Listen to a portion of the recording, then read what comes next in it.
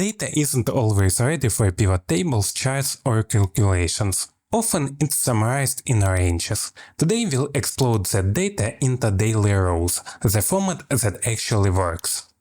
First, let's deal with the elephant in the room. Our date column isn't really a date, it's a sentence. Our query doesn't automatically know that from July 20th to July 25th contains 2 dates. So what do? We need to split the text by spaces. I don't want to create any additional temporary columns, so I will modify the existing one using Table.TransformColumns. Splitting by space using text split function is simple and robust if your format consistently uses spaces. Now both dates are separated. We can use List.Transform function to try to convert each piece into a proper date using Date.From.Text.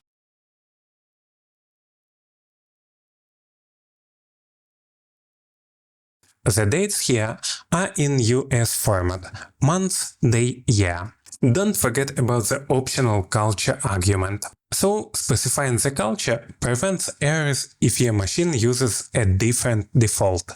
Why did I use try otherwise null? It's because non-date words, like from or to, would break the query otherwise. We need only the dates. You can also remove the nulls if you want. At this point, we have both the start and end date in our list. But we want every day in between, not just the end point. To achieve this, we will create a new step and use Table.TransformColumns once more. The first argument is our previous step, and for the second we will use List.Dates.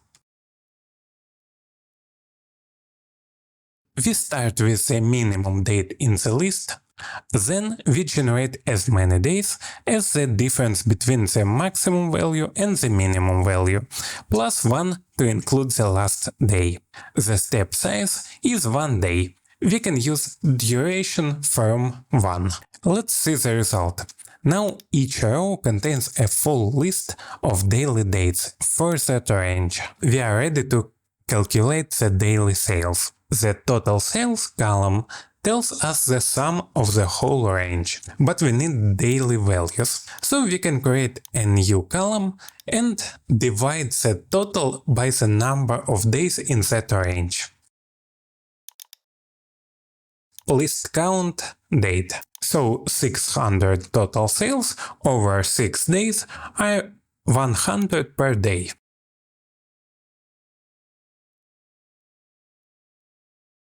Now we can just delete the total sales.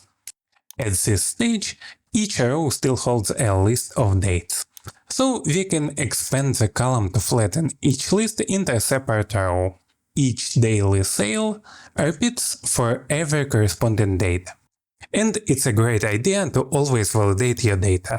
Check parse dates, totals, and culture setting to avoid misinterpretation. And don't forget, the more likes the video gets, the more challenges I'll cover in future tutorials. See ya!